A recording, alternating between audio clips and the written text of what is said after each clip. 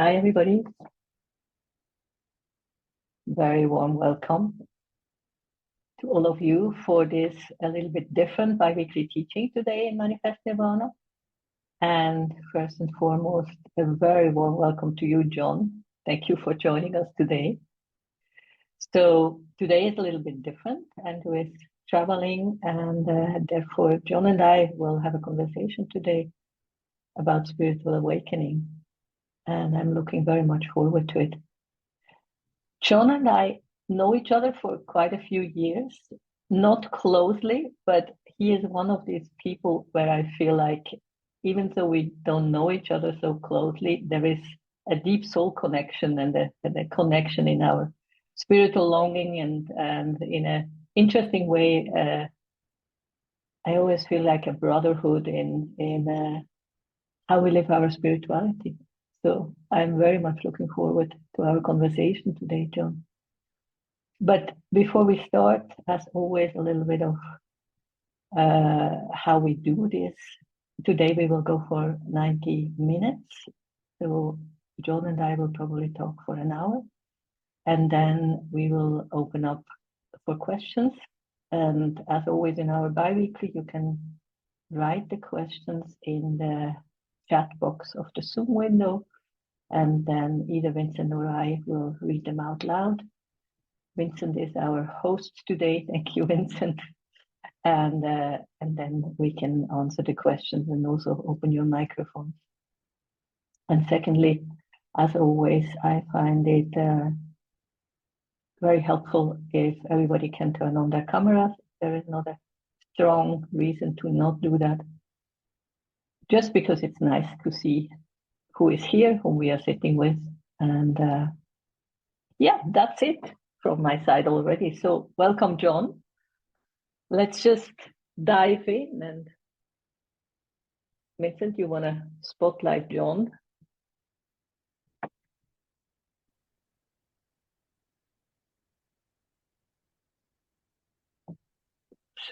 Oops.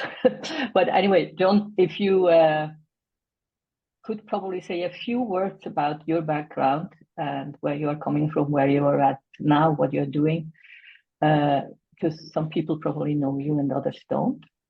And then I would like to start with the question and would actually ask you to probably define for all of us what your understanding is of radical awakening versus evolutionary awakening, because I know that this is a distinction that you are making, and I feel very compelled to talk about this distinction because we in Manifest Nirvana have a similar distinction, and it's probably interesting to find out where the synergies are and where potential differences are and what we can learn from each other. Beautiful. Thank you. Can everyone hear me okay? Give me a thumbs up if you can hear me well. Yeah? All good. Thank you. Yeah, Daniela, it's a pleasure to be here with all of you. It's a pleasure to be invited by you. I saw you have your cat there that you're looking after. I just want to acknowledge I have my 4-year-old son with me in the background watching some cartoons right now. I think he's going to be fine with that. But if at some point in the conversation he needs me to switch a channel for him or something, just letting you know. Sure, totally fine. Dealing with that. So yeah, I feel really grateful to be here with you all. I'm a big fan of Andrew's work. I'm someone who I really appreciate you and what you stand for, Daniela. To speak a bit about the background that I come out of. So I've been someone who's had a passion to study and practice the most powerful approaches to transformation and awakening that I could get close to in the course of my journey and in the course of my life. I'm someone who's had a deep, deep passion to break through to what is most true and to then do my best to live from that place. And I'm someone who, probably like you, has found themselves in a world where there's so much beauty, and there's also so much I find profoundly heartbreaking. And I feel like my drive to awaken and to establish an anchor of my life in that which is most true, to then participate rightly in whatever this thing is, was really fueled by feeling devastated and heartbroken by the world I found myself in and the way we human beings are with each other and with ourselves and with the earth and so on. So yeah, my path has taken me through various kind of modes of practice and teachings and so on. I guess the ones that have had the biggest impact on me are the Trans-Himalayan teachings that started off with Theosophy and people like Helena Blavatsky, Alice Bailey, one of my teachers, Bruce Lyon. Then also Tibetan Buddhism and Dzogchen have been a place that have been very, very dear to my heart. And Wilber, for instance, Wilber's work around integral theory, which I feel, for instance, the evolutionary enlightenment work is really, I feel there's a definite connection there. And yeah, and then there's been a load of work that I've done around how to just really safely, comfortably, truly, alively be in a body. And be in a body that feels vital and most of the time not run by my traumas, and able to be vulnerable and attuned and present with the earth. So these are areas that I've hung out most, and I'm also someone where I've had an unconventional path in certain ways. I feel like I've been given the privilege to experience a large spectrum of the human experience. I had a reasonably privileged upbringing through to 5 years of homelessness and drug addiction in my late teens and early 20s, through to working with projects dedicated to social transformation on the basis of spiritual awakening, through to now running, I run a international spiritual community called Avatara, which is dedicated to the kind of spirituality and practice that we're going to talk about today.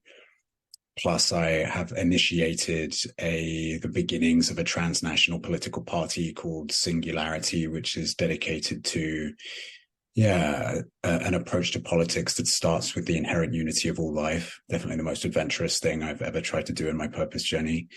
And I also mentor soul-driven leaders, beings that I call soul-driven leaders. I'm passionate about leadership. I'm passionate about an evolution of the way that we human beings relate to leadership, so that we start to, more and more, we have people who are leading in the world as a state of being and pioneering into creating the kind of world our hearts really long for. So that's a bit about me. And I live in Berlin, and I have a little 4-year-old boy, and I have a really sweet family life in that regard. So awakening, what do we mean by awakening, and particularly the difference between radical awakening and evolutionary awakening? So the terms radical awakening and evolutionary awakening are two terms that one of the streams of teaching that I just mentioned that I've spent a long time with, the Trans-Himalayan teachings, which grew out of Theosophy and so on, in their most recent iterations, they speak about this distinction. And my view is that it's just one version of a distinction which a number of different streams are making. So for instance, Andrew has spoken about being and becoming. And Wilber in integral theory talks about, states and structures. And there's radical awakening, evolutionary awakening. I think that, there's various other iterations of that distinction, which I've noticed different spiritual teachers and paths make. In the form that I hang out with it, radical awakening, which I guess you could call the kind of traditional awakening of the East, relates to awakening to our true nature as the one ultimate reality that transcends and is arising as the entire universe. So the traditions of the East generally posit, ultimately all spiritual traditions, but the teachings of the East have a particular slant on it, that there is an ultimate reality, that there is an ultimate ground that is the non-dual basis, the non-dual foundation for everything that's arising. And actually, the radical truth is that that ultimate ground is the true nature of our ever-present consciousness.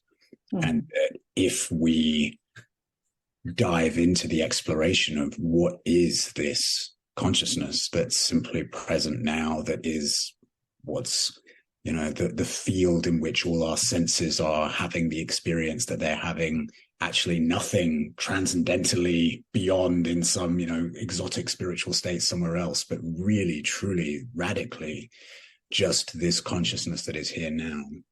If we spend time to let it reveal what it truly is, it reveals itself as an ultimate, infinite ground that is emptiness, pure being, radiance, consciousness, ecstasy, energy arising as the entirety of creation. So radical awakening, that's the, I guess how we could relate to radical awakening. Evolutionary awakening, well, that ground is arising as a multidimensional evolutionary cosmos.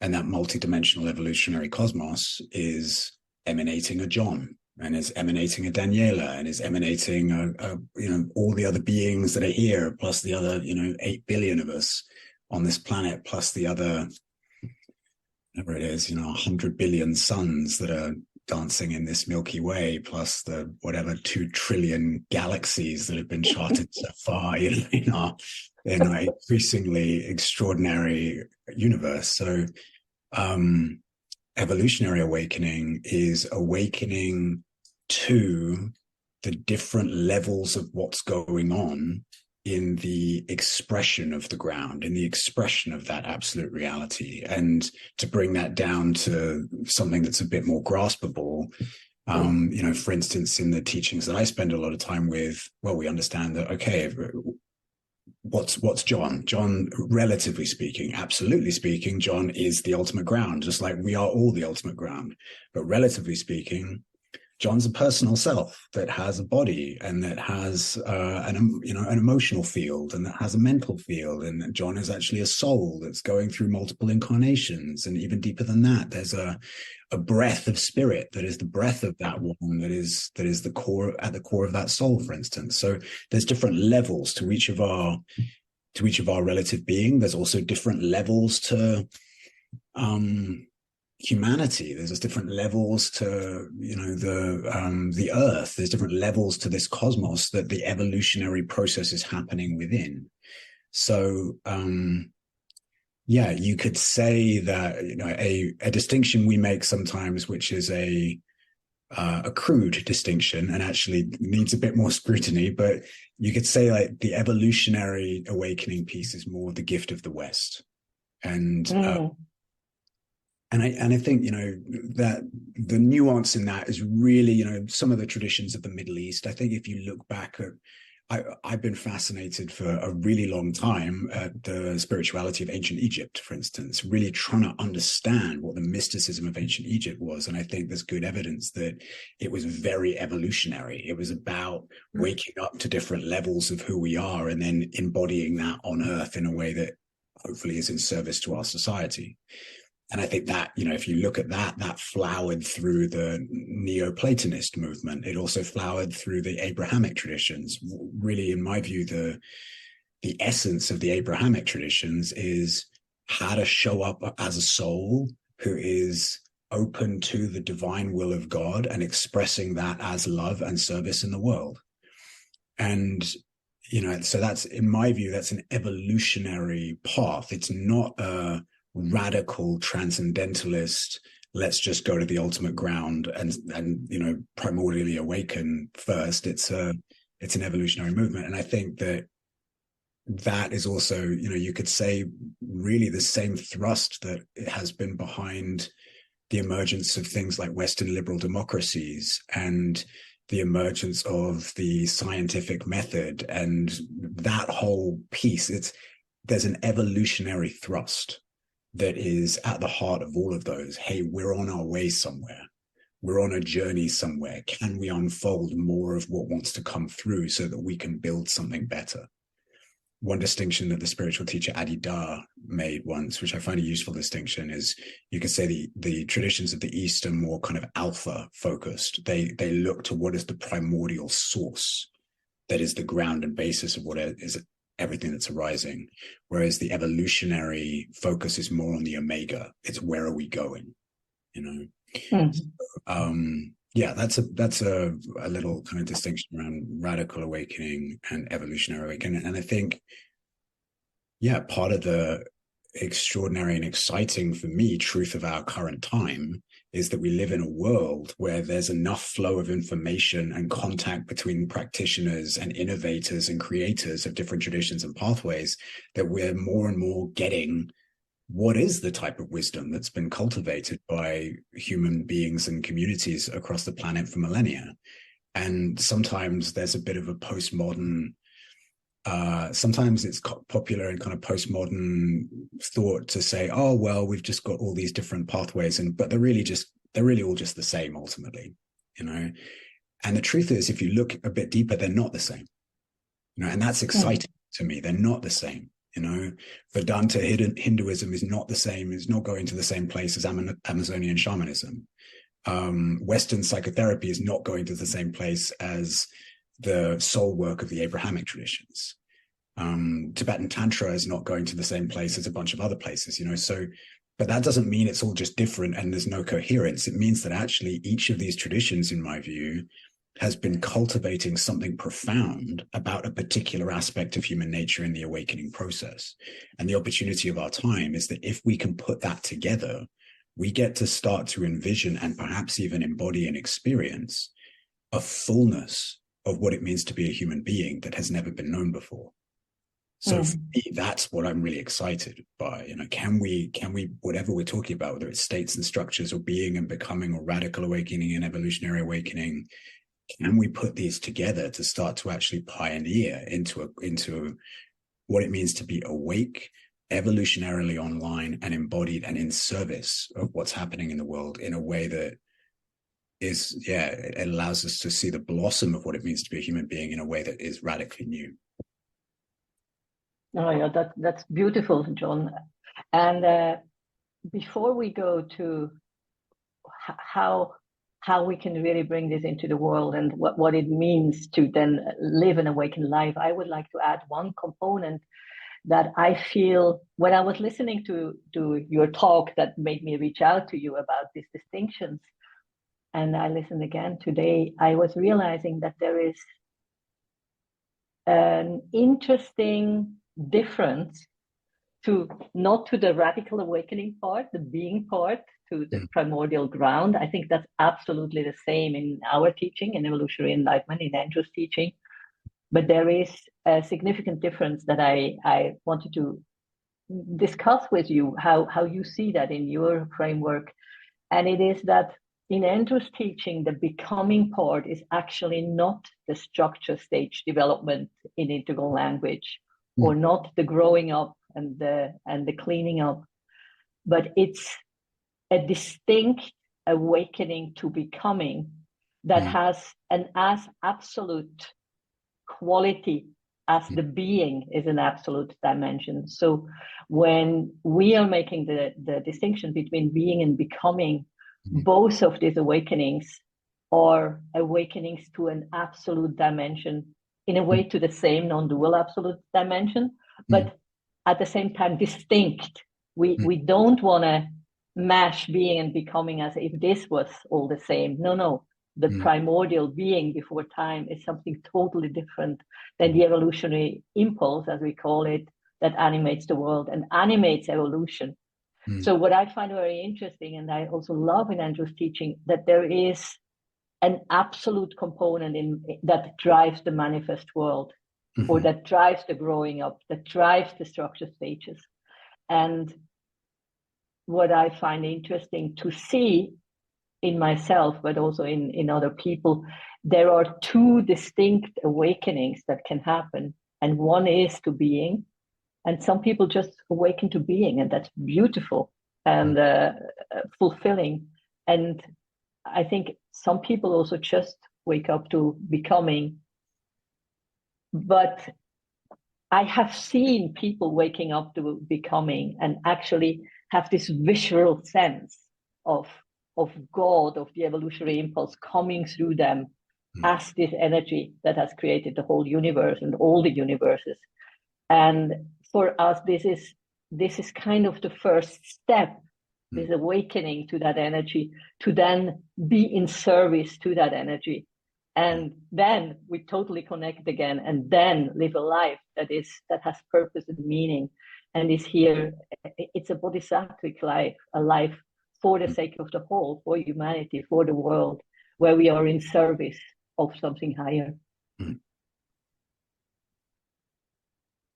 Awesome. So I'm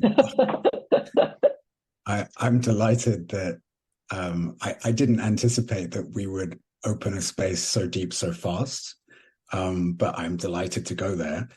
And it's exciting. It's exciting for me to explore with you all. So first of all, I want to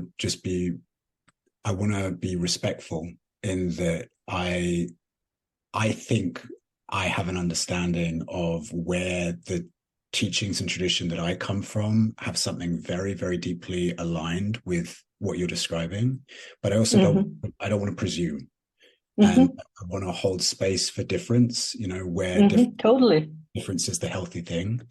That's my disclaimer before kind of jumping in. Sure. So Daniela, I feel like what you're speaking to is really actually the deep place that you and I meet as well, which is the passion for the evolutionary impulse, which is an expression of the one, and it's such an exhilarating place to surrender to. It's such an exhilarating reality to give ourselves to. And so the way I would understand this in the background that I come from, so you heard me mention before the different levels of the human being on a relative sense: personality, soul, spirit. Another way that we talk about the spirit aspect is what we talk about the monad. And the monad is basically a depth of our being which is understood essentially to be a ray of the absolute ground and infused with the divine will and purpose of the entire evolutionary process. And that divine will and purpose it's described as electric fire. It's described as a current of pure life. And it's described that the monad, that depth of our being, has never left awakening, right? So whilst my personal self, as it was born into the world and has been through its kind of, oh my God, who am I and what am I doing here? And how can I find my place? And is it even okay for me to be here? Is, whatever. There's a level of separation that is inherent in the personality structure that we all go on a journey around, right? And you could say in the tradition that I come from, in the soul level, that separation is much more permeable. There's much more of a sense of being part of an interconnected field of intelligence and wisdom and synchronicity and love.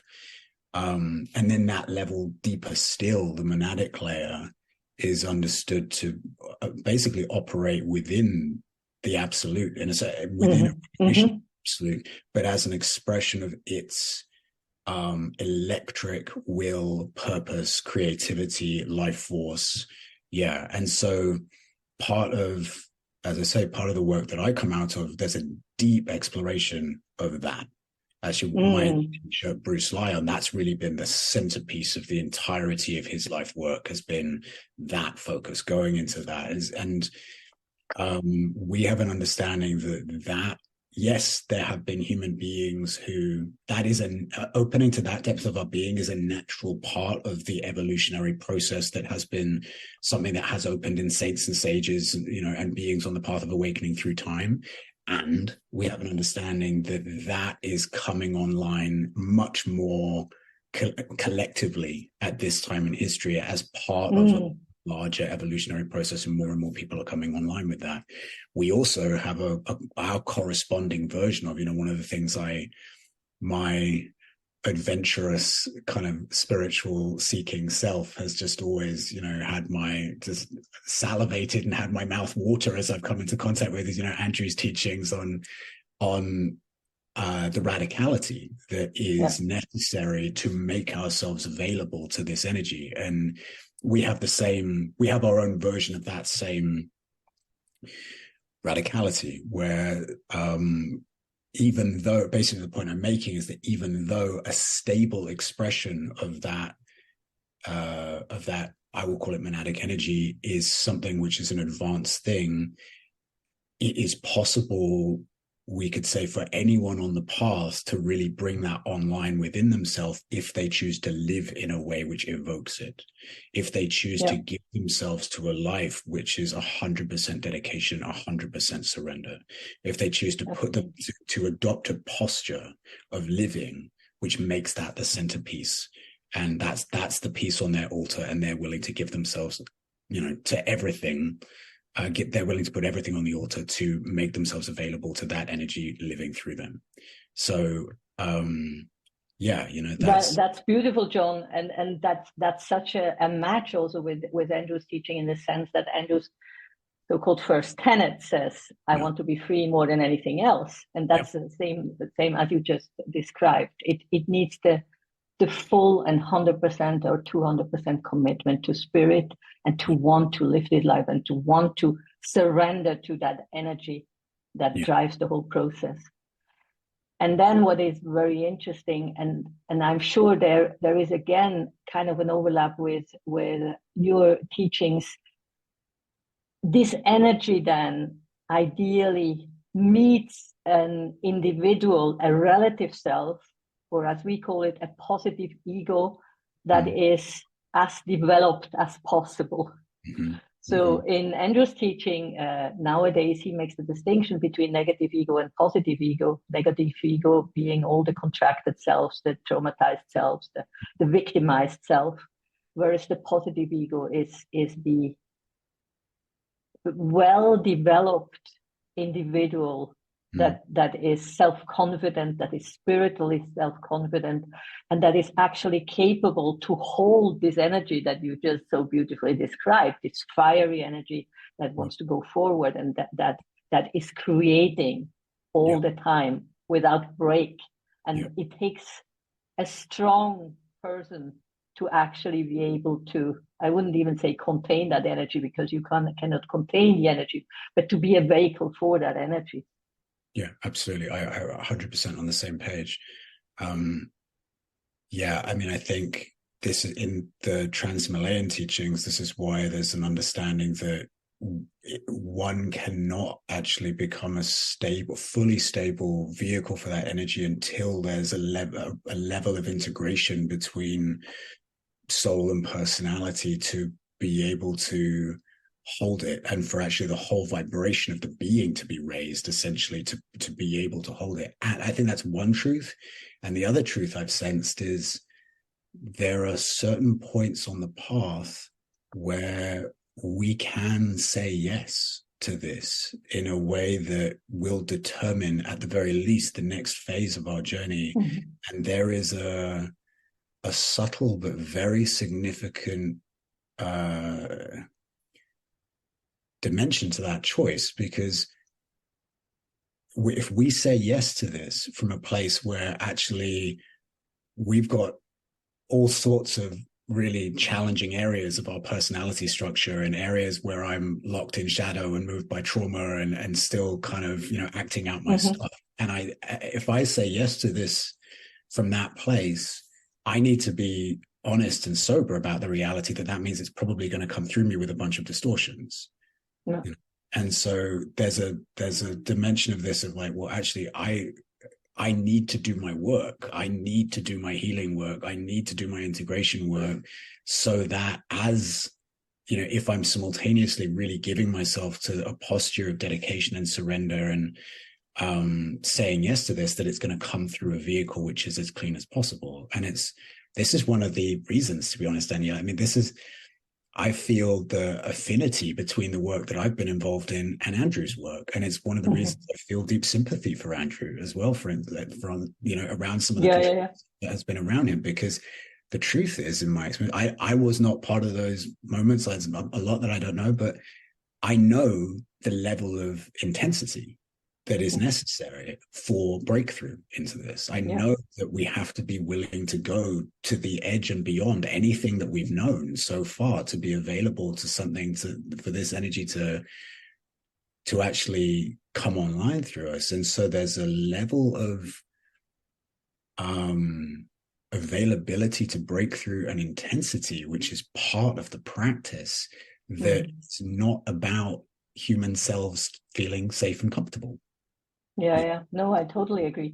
And isn't it also so encouraging that it's actually possible to awaken to that energy without having to wait until we have perfected ourselves? I find that a very, very encouraging. While I agree with everything you said, that if and when you awaken, you have to be even more diligent to see all the places where you as the vehicle are not pure or not pure enough. But on the other hand, I find it endlessly compelling to know that this awakening is possible in every single moment. The immediacy of the potential is mind-blowing.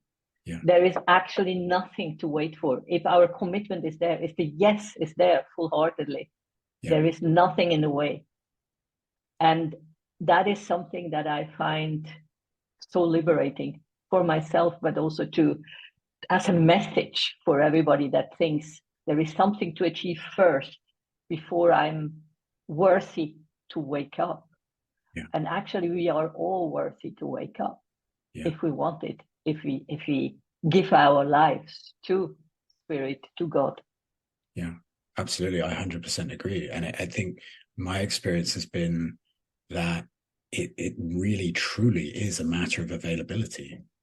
It really, truly is a matter of how available am I making myself? How available am I making myself for this? And if I'm pursuing all kinds of personality motivations, if I've got a good dose of my energy that's just really, invested in, well, I really want the Porsche, or if I've got a good dose of my energy that's just like, oh my God, I need to achieve that kind of status in my employment life, and so much of my energy is really in that, then I'm not truly available for it. And and there's all kinds of versions of that. There's spiritualized versions of that, where, if I hit, ascension level 10 in my belief, in my whatever my new age kind of project is, or whatever.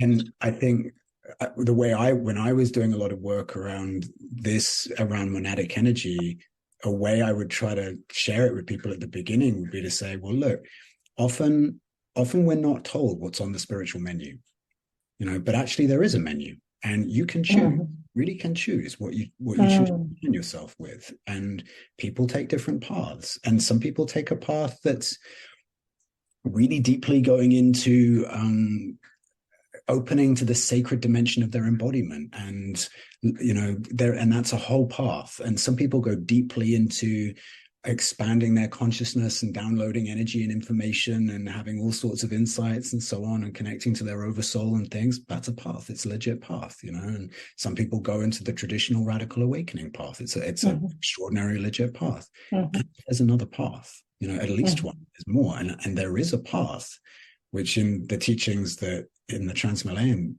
system, there's one sentence that this master says that is available to those who take the direct path of the heart. And I've always loved that. And for me, it's not, that's not just the heart of the beloved or the heart of loving. It's like, no, it's a posture of living.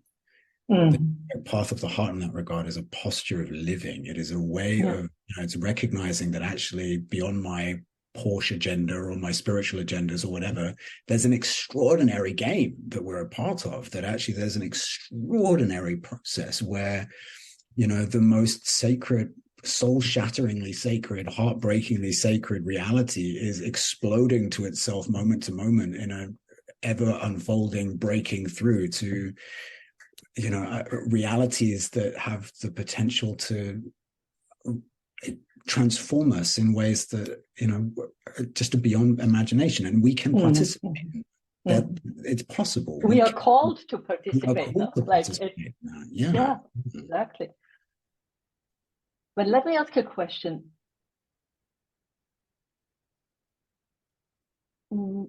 How do you in your school cultivate the capacity in people to actually come to this full yes, or to this full commitment? Or because I see again and again people very inspired by this path, but it seems to be very, very difficult to come to the place where you actually have this full, doubtless yes. It has to do with spiritual confidence. It has to do with doubtlessness about the truth of the path and the truth of what we're describing here, and probably with other components. And I often wonder what more we can do to help. Yeah. I've spent a lot of time with this question myself as well. I feel like there has to be, the way I think about it sometimes is the surrender switch in the soul must be pushed. Like the surrender switch in the soul must have gone. And I observe that when that happens, and that's not something that can just be done in a workshop necessarily. It's not something we can't do a consciousness exercise right now to have everyone just press the surrender switch in their soul.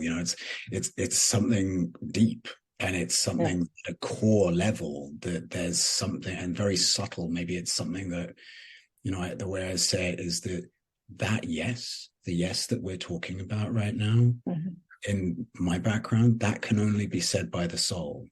It can only be said by that depth in us that is that naked, that honest, that sincere, that simple. We all know, we all have an intuition that there are places in us that we can make choices that affect our lives. They're not loud and bright or whatever, but we know that sometimes we're connected to a place in us which is so core, even if it's so core that when we say yes there, that yes ripples through time and space, because it is from a place in us that is naked and vulnerable and real and means it with everything that we have. And my experience is that just happens sometimes for people, and there is some people get to a point where something in them intuits the truth of this, that this really is true, and this really is a choice that they can make, and they want life. They want life more than they want anything else. That's another teaching in the teachings that I come out of, where it says that at a certain point, having our life moved by this energy becomes more magnetically attractive than anything else, including the cost, including the pain that may come with it, and so for me, we do a lot of work around consent, in a certain way. We've done a lot of work around, because people, in my experience, often have a superficial yes. There can be, we have these conversations and everyone gets amped up, and it's just like, oh God, yeah, that's what, let's go, right? And then when we hang out with that yes a little longer, then we realize, actually, wait a minute. Yes, but, and then there come the parts that are afraid. And because, again, in the teachings that I come out of, it's said that when this energy comes online in our life, it's not more light and love necessarily. It can be a force of life and death and destruction and reorganization and opening and vitalization of that which really can carry the energy and the current of the new phase of our life. So, to be really honest with you, something that we've experienced in our community, there have been several of us who've been through versions of this. I've been through it myself, that something that has sometimes followed people saying a deep and true and real yes has been times of real hardship in their life, and health crises, and unexpected, really intense challenges. And it's been, for those people, including myself, really scary and challenging. And for all of those people I know have felt remarkably freer on the other side of navigating whatever that was, And so we joke about there being, we have to be honest about the warning on the label here, we're talking about spiritual fire here. And this is a real thing. And it is exhilarating and vulnerable to live this. And so I think there has to be a real consideration of consent that happens in people, and you say yes when you're really ready to say yes. And I think we spend time as well with a real honoring of the no, because and understanding that if there are parts of me that if there are parts deep in my core that are like, yes, this is what I'm here to live. And then there are also parts of me that are like, absolutely not. I'm a no to that.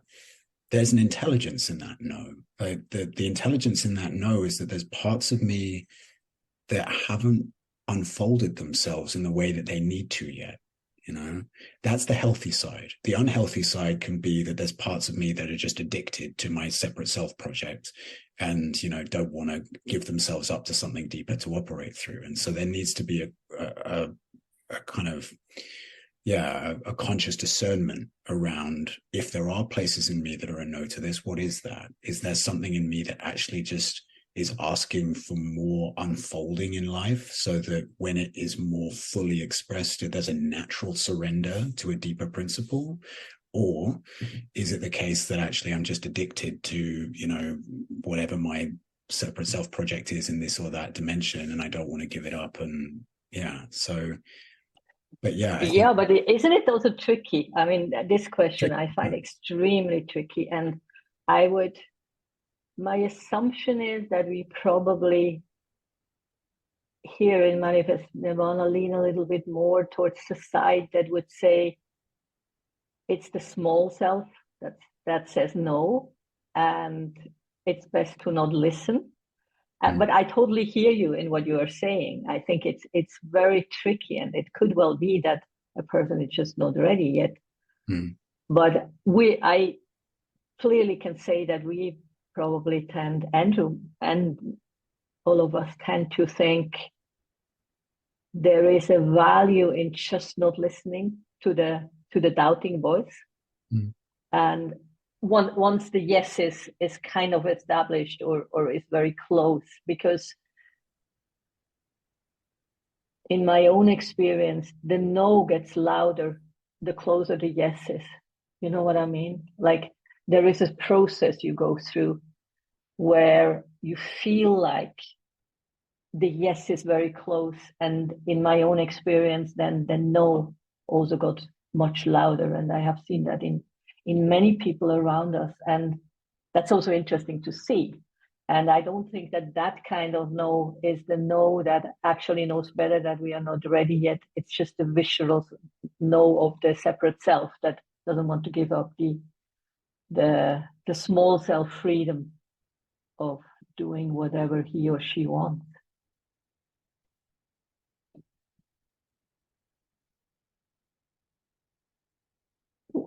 Did we lose Jon?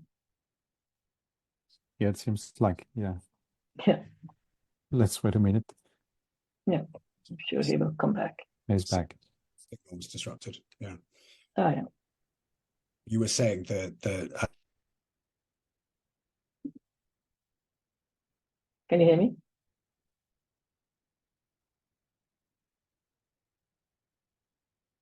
Jon, can you hear me?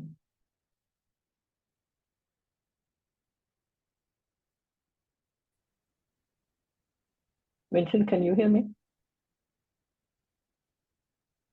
Yes, I can hear you. Yeah. Can you hear me now? Can you hear me now? Yes, I can hear you now. Yeah. I'm not sure what's going on there, but you were saying sometimes this happens when there's too much current. You were saying when there is too much current? When there's too much current, yeah, when these conversations get too close to that current, I think. Yeah, exactly. But you were saying when someone is very close to their yes.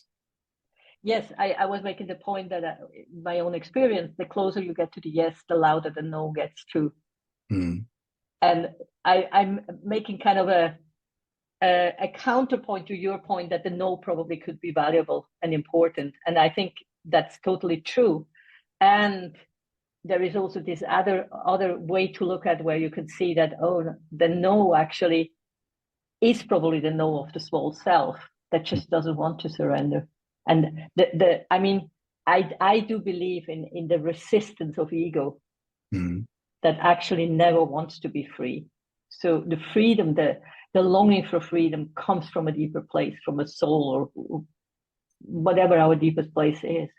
And the ego just doesn't want to do it anyway. I would agree with that. I think where I've come to with it has been trust.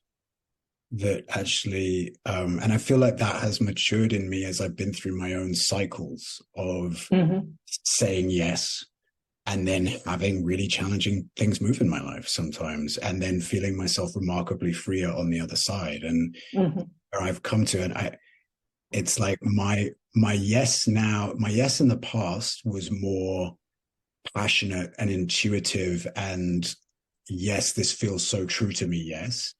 My yes now, it has the same energy, but it's also more educated, I feel, because it's like I've been through some processes, and I remember as I came out of one cycle of that, especially now having a child who's in his young years and so on, I remember there was a period of time where I was like, well, actually, I want to be, I know I'm due a next yes, you know, for the next phase. And I want to be careful with that. Like, I want to actually just feel like, am I really available for that? Because I know this is real. I know that there can be, you know, just life and death can move through my life. And, you know, so, and where I came to with it was, well, actually, yes, I know that's true. And I trust that whatever comes, whether it's life, whether it's death, whether it's beginnings, whether it's endings, it will bring what needs to come. Yeah. And so, yeah, that's where I've arrived at with it. And there's certain principles, I guess I've been kind of hovering around my own version of certain principles of what is necessary in this practice. You know, I think purity of motive is one. Like that's something that Andrew has enunciated really beautifully. Like the purity of our motive to say this yes, because I've also noticed, as you might, sometimes I've had people in my spaces where they've, you know, their yes is coming more from a place of, hey, Jon, I've heard that maybe you've got an escape route here, and I'm really hurting. Maybe if you could just give me I want to get out of here. I want to get out of this whole thing, you know. So if you can help me out, that would be great, you know. And that is not the kind of purity of motive that we're talking about. You know, the purity of motive that I'm talking about is the parts of us that know that there is a life possible for us on the other side of a certain death that we would never know otherwise. And we want that life in our soul and that's deeply connected to what we're here for and our ability to serve, you know. So purity of motive is one. Trust is absolutely another. Trust that whatever comes, life, death, destruction, new beginnings, reorganization of our life, whatever comes, it will bring what's right. You know, but it will probably just bring it faster than would otherwise be the case, you know, and certain other principles as well. Exactly. And then I would add to that, not blind trust. And I'm sure you don't mean blind trust, but trust that actually then a response to life, like in Andrew's teaching, the realize and respond is a big thing. Like you want to realize, you want to wake up, you want to be connected to that energy and then respond. There is still agency that is needed from us. It's not a surrender that is just believes in destiny and everything will be good. And I know you don't mean that, but I just want to really voice it that it's an active surrender. It's a surrender and respond, surrender and be available for service. Yeah. And it's never about myself. It's never about me. It's always for the greater good, for the sake of the whole. Yeah, absolutely. It's said in our teachings that it's the extremity of the soul in service that calls forth this. It's the extremity of the soul in service. So it's basically that the soul has gone to the very edge of its capacity to show up in service of, It's not just I want some energy to come online and break open my personal life so that I feel freer. It's, yeah. And the surrender is actually done in the language we work with, that it's done at a high point of spiritual tension. Yeah. So that's not, yeah. That's not emotional tension. That's not, I'm really emotionally activated. It's soul tension. It's, I'm willing to go to the edge of everything that I know and offer myself as a vehicle in service for life, to break through into greater expressions of itself through the humble circumstances of my life. And it's a surrender that is an act of will, exactly, rather than a surrender that's a release of will in a certain way. Yeah, and I was just thinking, in what you were describing, this, how did you say this high energy surrender? I was thinking, and that's where, for me, also the role of the guru comes in, or of the teacher, where this tension to the higher in terms of the guru, it plays a very essential role, because the guru pulls you up there to that space that is not comfortable anymore, where, and that's the space, in my experience, where this, I like your term of the soul switch, actually can be switched. When the tension is vibrating, and you have to take a decision, and you want to take a decision, and then that yes comes from a very deep heart, and it's just so beautiful. And I'm just aware, as we're having this conversation, Daniela, like there's so much of what we're discussing is edgy, pretty edgy in the kind of contemporary spiritual landscape, right? Oh yeah. Where we're in a landscape that is so dedicated to humanity finally having safe spaces, and and that's completely legitimate and right and needed, and I had a conversation with one of my closest friends in our kitchen the other night, where she was saying, yeah, but I think we're really past this whole thing of people trying to force breakthroughs, don't you? No. No, absolutely not. Oh, it's so good to hear that. No, I think it's really important that we honor all of these perspectives. Like what we're talking about is a particular way, and it's, in my view, there is a way that it will become relevant to everyone at a certain point, and there's also a truth where it is a particular way among other ways, and other incredible, fully legitimate way. And also, I kind of joke sometimes that for those of us who are doing this work, and this is what we're leaning into, it's even more important that we take really, really good care of our bodies, and that we take really, really good care of our hearts, and that we're really gentle with ourselves in certain ways, and caring and soft with ourselves. Because actually, if we're trying to lean into handling, divine electricity here in a certain way, then I want to take care of myself at the same time, not just an overindulgence in my separate self, but because actually I want to honor the vehicle's capacity to hold what I'm trying to lean into. So we can get burnt in this.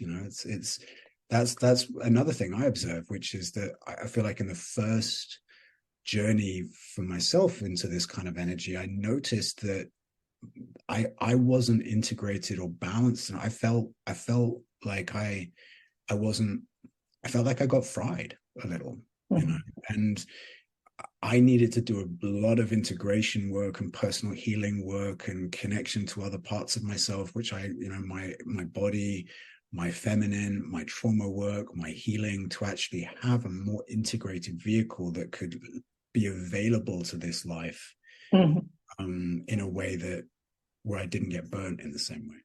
So I do think that this is very important, but I think the big difference that I appreciate is that we can look into all these personal development activities from the relative, like do the personal development to then get to whatever we want to achieve.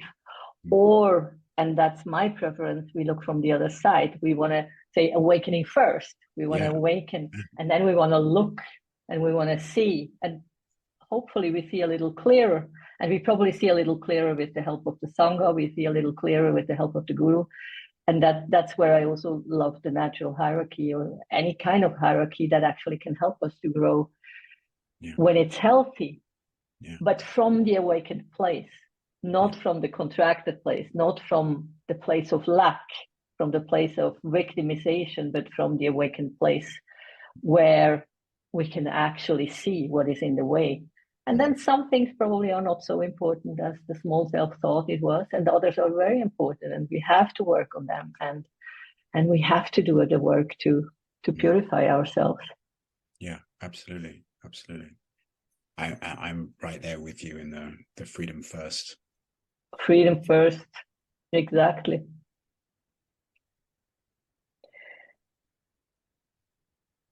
We have covered a lot. I'm just thinking. That's more my curiosity probably for the last 5 minutes before we open for questions. What is your thinking about spiritual bypassing that lineages or teachings as ours often hear? When the moment you say freedom first, or awakening first, or transcendence first, there is a group of people that puts that into the box of spiritual bypassing. Yeah, I guess I think there's a healthy version of that critique and an unhealthy version of that critique. I think the unhealthy version of that critique, if I start there, is a position that doesn't acknowledge that there are even, that there are core to even more core aspects of the human being that often get attention in our culture. And, for instance, one of the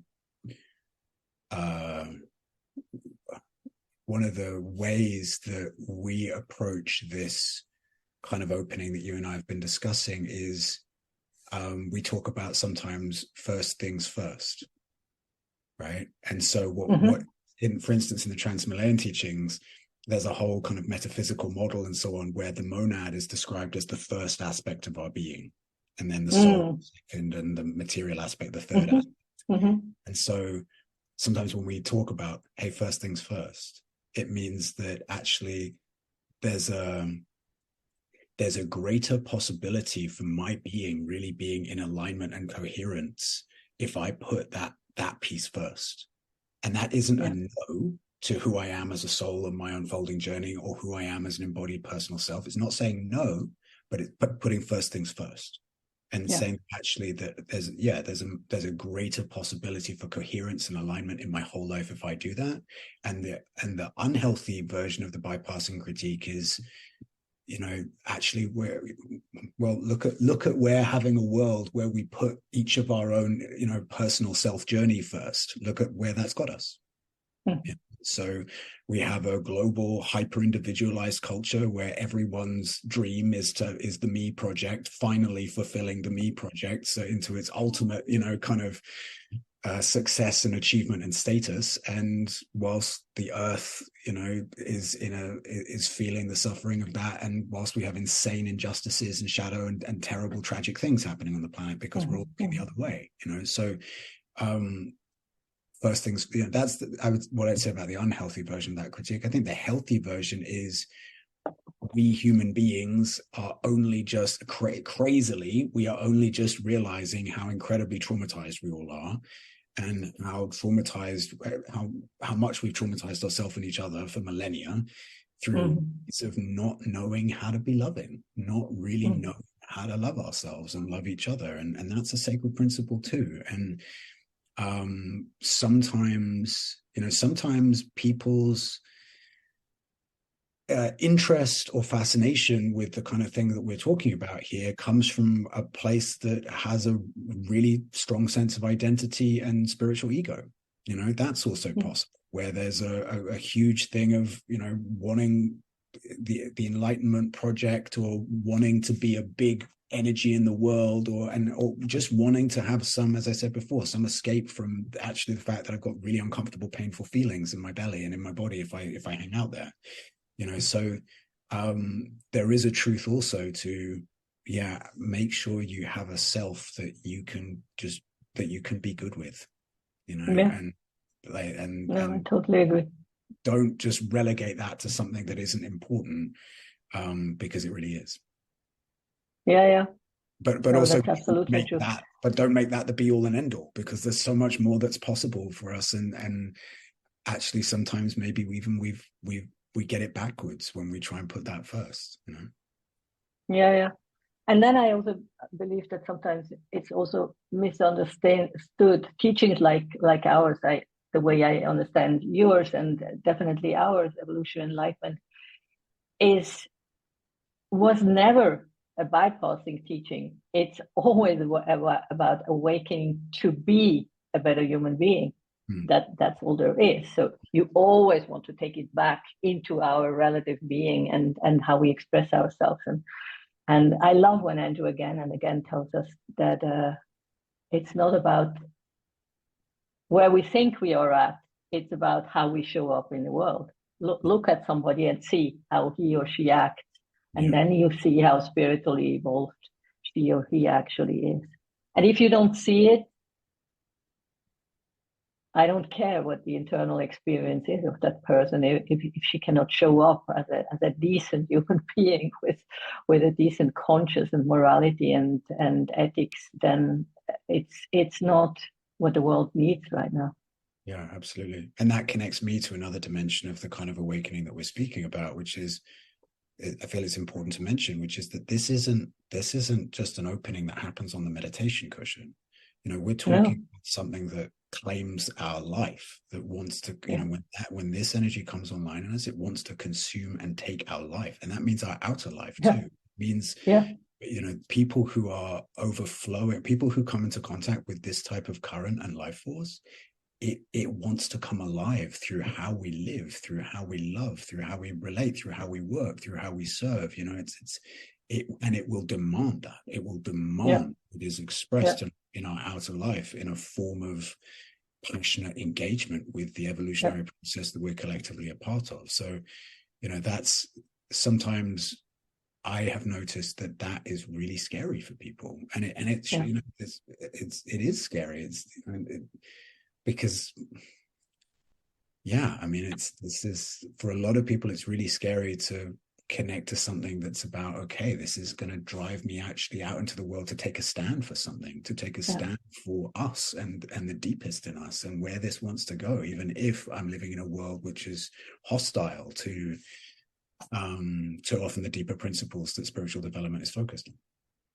Yeah, and it's also an energy that wants to take me out of my comfort zone. I cannot stay where I am comfortable. It's getting out there and show up and actually surrender and be surprised what comes on the other side of the surrender. Like in my case, you wake up and live in Tiruvannamalai of all places, which is wonderful.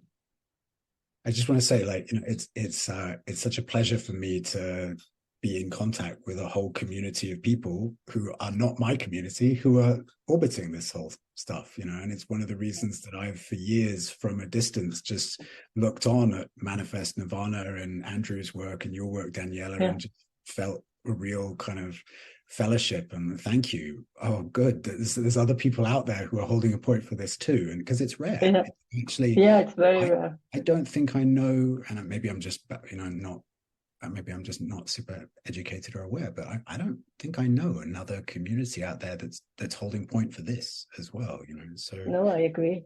It's a rare thing. And it's such a breath of fresh air. I mean, I agree with you. I feel exactly the same. It's so rare, and you feel so close. Like we don't have the same lineage, the same teacher, and it's just the truth that is resonating through both of us and all of us. Yeah, there's a profound intimacy. I noticed that the first time I ran in a retreat focused on this. I noticed it because we like to go to the Egyptian desert. That's a place for us that we feel very connected to this type of work. And I noticed in that retreat, I was like, oh, you know, there's a way of bonding for people in embodied events where they have beautiful, deep embodied experiences with each other and they feel very close to each other, and that's beautiful. And there's a way of bonding for people in events focused on love and consciousness, where they have beautiful openings with each other and so on. But there's a different type of intimacy to this. Yes, and it's I agree. I noticed it's the intimacy of, it can be two people who just make eye contact from different sides of the room, and they both know the abyss that each other is standing at. And it's like the sweetness and the intensity of that, of exactly. feeling, what it means to the courage and the vulnerability and the exhilaration of getting that close to life. I love that. Yeah, me too.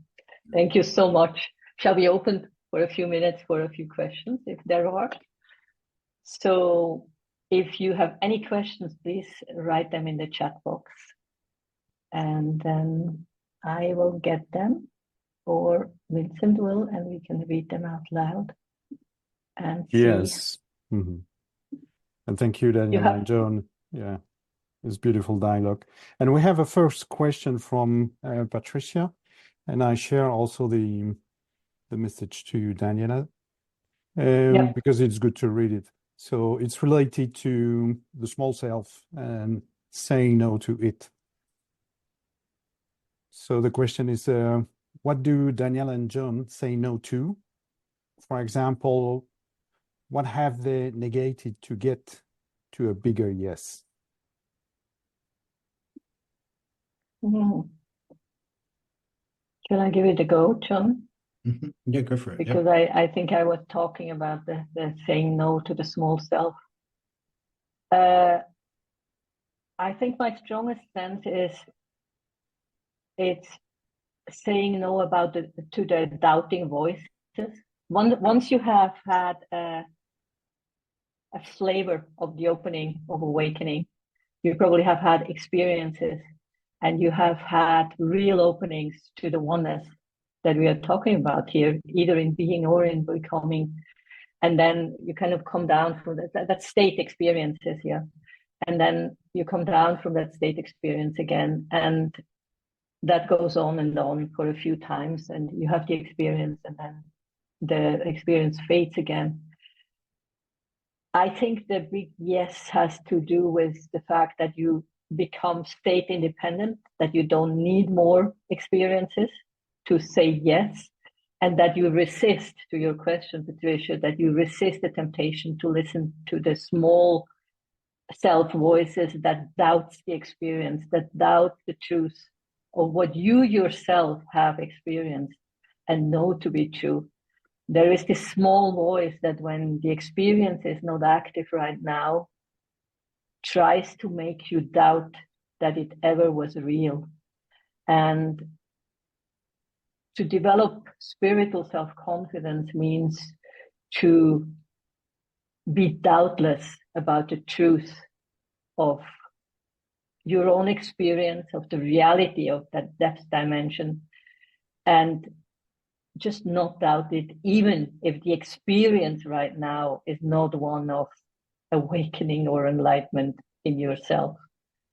And then just resist the small self's no, and the small self spot, and the small self's doubtless voice, or doubtful voice.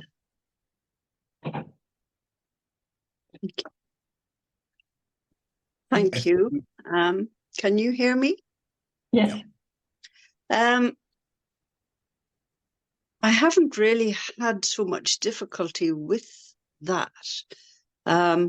Just on a day-to-day basis, what you said resonated with me, that the deeper I go, the more the self resists, the small self resists. And it comes at me in all sorts of subtle ways. And perhaps one of the ways that it's coming at me at the minute is it seems to split itself and have conversations within me, and imaginary situations. I mean, I probably know now how to deal with it in terms of just becoming more aware of it and just breathing it away, because it's not the truth for me. So really, yes, it was what you said about the resistance of the self. Mm-hmm. And I see that very strongly from the very outset of my journey inwards. It's attacked me, and it seems to get stronger as I get closer to being freer. Jon, you want to respond to that? Yeah, sure. I think a place I've come to with this is that there is a stage by stage process that's possible for us in working with this kind of surrender. And if I speak to my own kind of favorite version of that path, my own favorite version of that path is to start with, is there a place in me that, regardless of whatever other parts of me, regardless of their relative levels of healing or trauma or, coherence or not, there's something in me that is just passionately here to be lived by the all. And my view and experience in being in lots of different spiritual spaces over time is that actually probably the thing that unites everyone in various kinds of explorations is that we all deeply want life. We want to come alive, and we want to be lived by something greater than ourselves. And maybe we're afraid of that, but there's something in us that longs to come online and be lived by something greater than ourselves. And I know for myself, that was, the core of my surrender is I want to be lived by the all. I would look in the mirror sometimes in the morning and be like, well, hi, Jon, I love you, and I want so much more than you. I'm here for so much more than you. I love you, Jon, and, so step one, that having that kind of, I'm here for life and to be lived by life. And that means that this is the core driver of my practice and where I'm living from. Step two is, okay, and I realize I'm an ecosystem of different parts and voices, and some of those parts might feel aligned with that yes, and some of those parts might feel a hell no. And then how do I relate with those? And my personal approach there is based on the principle that healthy sovereignty leads to surrender. So, and that works for parts of us as well. So when a part of me has had enough attention and support to express itself and to express itself to a point of fullness, its healthy move is to naturally want to surrender and to be lived by a deeper principle. So how can I be, and so then the practice for me is, how can I be a yes to that core drive to actually just be radically open by life? And how can I be a yes to the parts of me that say no, to give them the time and the attention to unfold and express themselves so that they then are available to a deeper surrender. And my view is that process of working with the ecosystem of our different parts leads us to an increasingly more whole yes. So more and more over time, more and more of the whole of us is, yes, I'm available for this. And that leads ultimately to the place where this becomes everything. That's my experience. Thank you very much, Daniela and Jon. You've both answered the question for me. Thank you. Thank you. And we have so it's more a comment on an experience from Adam, but it's related to what you just shared. And I think you answered to this comment. And another comment is from Ananda saying, so beautiful. Thank you, Ananda. And we don't have other question yet.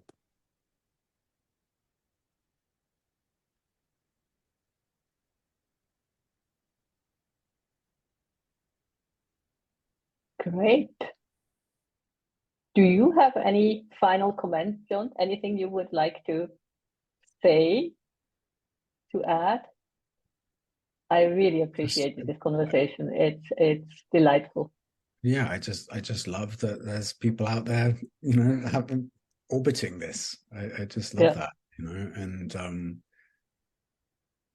yeah, I really feel a deep sense of gratitude and appreciation to Andrew for what he has pioneered, and also gratitude and appreciation to you, Daniela, for what you've stood for and continue to stand for. And yeah, I know the intensity of the kind of path that we have been speaking about, and I think it's really important that people have Sangha when they are orbiting this, that, you know, they can have people to be in connection with around the vulnerability and the exhilaration and the fears and the intensity and the challenges of what it means to try and live in this way. So I think it's beautiful that this exists. Thank you so much. And thank you, everybody. Thank you for coming, and see you next week. Thank you so much. Vincent, do we have a little bit of music? Yeah. Thank you, Jon.